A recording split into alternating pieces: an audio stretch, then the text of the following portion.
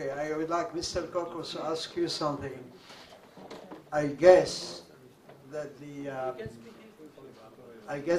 pictures are from the collection of your late father, David Corcos, or not? And in this, maybe you say something about your father. Well, most of the pictures are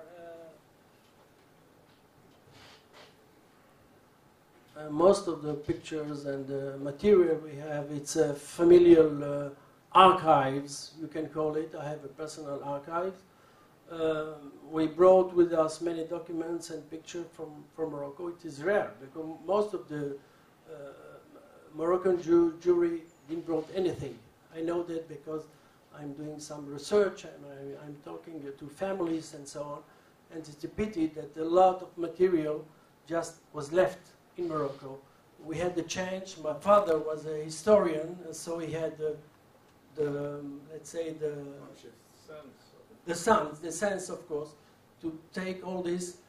We left a lot of things, but the important material and books and everything we brought with us from Morocco. I don't see any other questions, but Adam?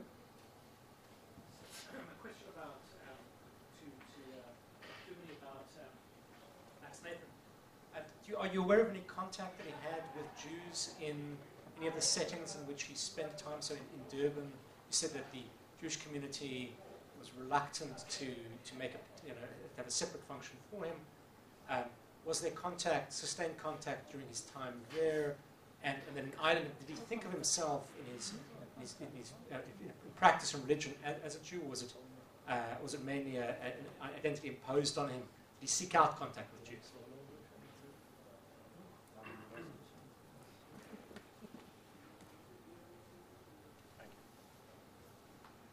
No, he didn't. He never denied his Jewish identity. He tried to keep a middle road between an identification with the Jewish community and a denial of his personal identity.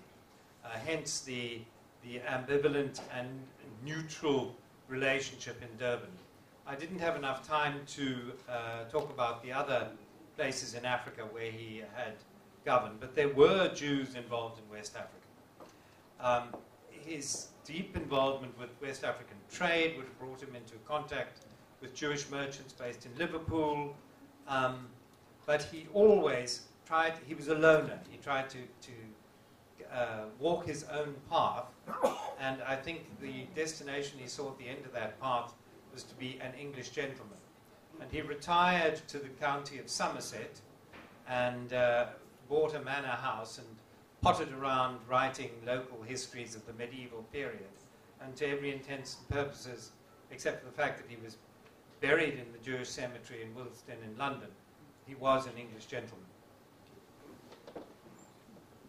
I have a small question for you.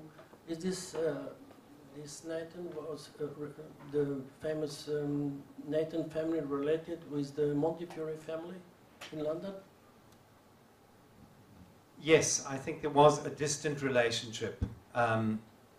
Certainly his grandfather, I think, was patronized by the Montefiore family, yes.